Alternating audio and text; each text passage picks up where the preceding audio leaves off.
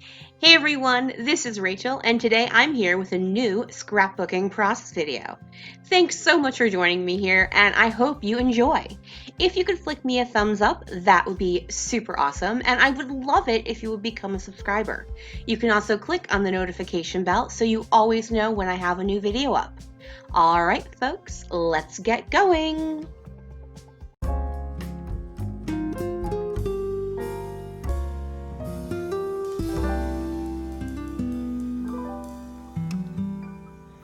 Hey everyone, and welcome to the August episode of Stash Bash with Rachel and Kelly. Today, Kelly and I are working on a recipe challenge. We are supposed to be working with multiple photos and either stars or hearts, or you can do a mix of both. We're not really super picky. Die cuts, as well as a title using two different thickers or fonts or whatnot. So I have everything but the die cuts with me. I forgot to go grab those. So let me go grab those. I will say I'm working with a mixture of new and old items. All of my papers are older. Some are from a Dear Lizzie paper pad, as well as Pretty Little Studio. And then I pulled in embellishments from the Simple Stories Bro & Co. Now I did just get these into my stash, but I have a lot of the embellishments, so I really wanted to work with these. And I have two photos, and they are of my nephew's first day of work. All right, so I'm gonna go ahead and get you guys put on fast forward. Before I do, just a couple of things. First, if you could flick me a thumbs up, that would be super awesome. Also, make sure you head down into the description box below and check out the link to Kelly's video. All right, everyone, let's get going.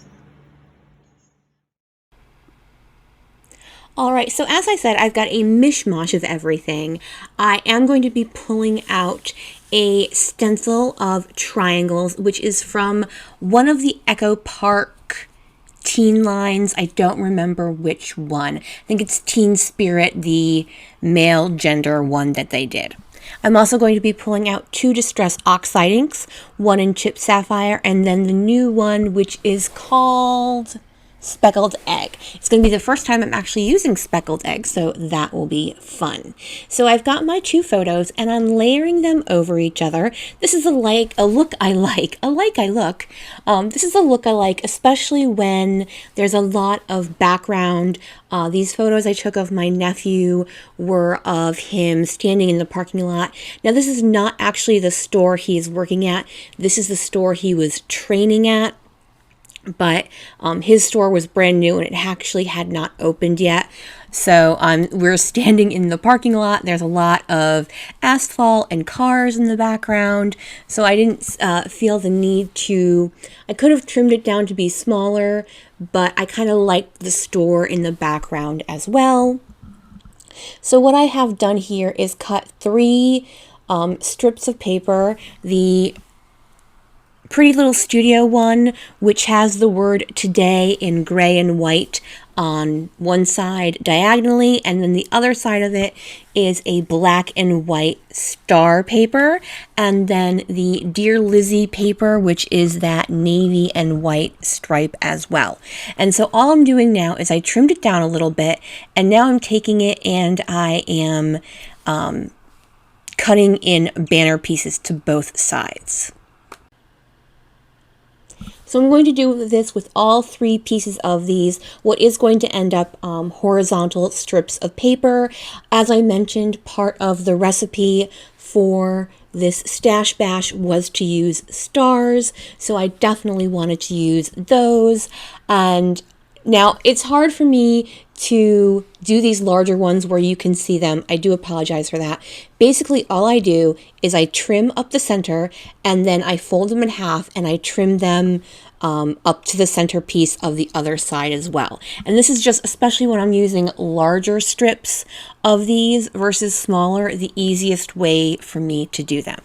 Now, for those of you who would like to know, Ms. Xanthi has joined me right next to me, and she is being my audio supervisor for this voiceover.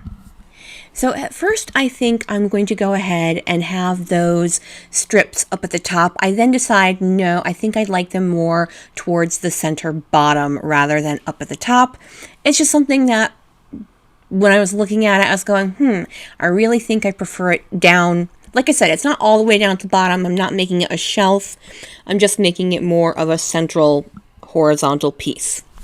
So here I'm going to come in with the stencil. First, I'm going to start with the speckled egg and then move on to the chipped sapphire. I'm going pretty heavily. I will then, rather than add more ink to the stencil, I will just push more of that ink through the stencil when I move it around the different areas of my page. Now, I did manage to get it over the line. I didn't mean to do that. It's totally okay. It happens all the time. All I'm going to do is I'm actually going to end up turning the page so that way that the part where it's marked on the outside of the stencil is on the lower left-hand side rather than at the top up there. It's fine. Doesn't have to be perfect. It never is. So here I've got the rest of that ink, and I'm going to go ahead and put that away. Get a little bit more ink through the stencil. And I am zooming with friends, so you may see me chatting a little. This is a Pink and Main microfiber cloth. You can use it dry on both stencils as well as cleaning off stamps and stuff like that. I got that from my little scrapbook store, and I think it works wonderfully. I'm very happy with it.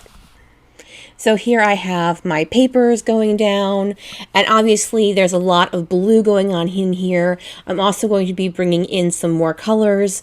As I said in my introduction, I've got a lot of older papers, but then newer embellishments. So the epic word from the Bro & Co. by Simple Stories, as well as these stars. I'm not only bringing in texture because they are thin chipboard over foam, but I'm also bringing in more of the reds and the oranges and other colors, including the blacks and grays. Now I pull in that file tab sticker. I do love a good file tab sticker, so I was very happy to add that in, as well as some of these phrase stickers, a couple more of the flat stickers included over by the word epic, and then some more of the flat stickers down at the bottom where my journaling will go as well. I also add in this black and white chipboard star, another different type of texture, not as heavy as the foam ones, but not as thin as the regular stickers.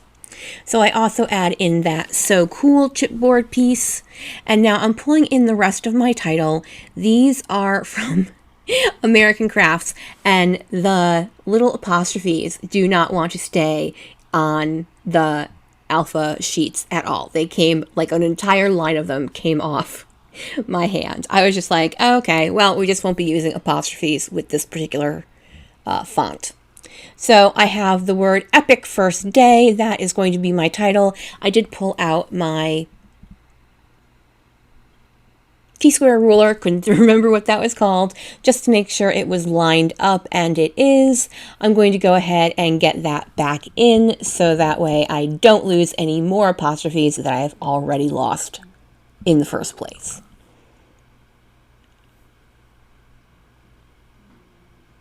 I will say once again, make sure you head down into the description box, check out the link to Kelly's video, see what she did with stars or hearts, multiple fonts, multiple photos, and oh, sugar. What was my fourth? Oh, die cuts. Hello, die cuts. That was the fourth one. I'm tucking in this piece. Now, this isn't technically a die cut. What it actually is an LE Studio packaging that I had trimmed off a bit, and I thought it looked really cute, so I thought I would go ahead and add it in. Now, this is going to be pretty close to the end of my layout. I want to thank you guys so much for joining me here.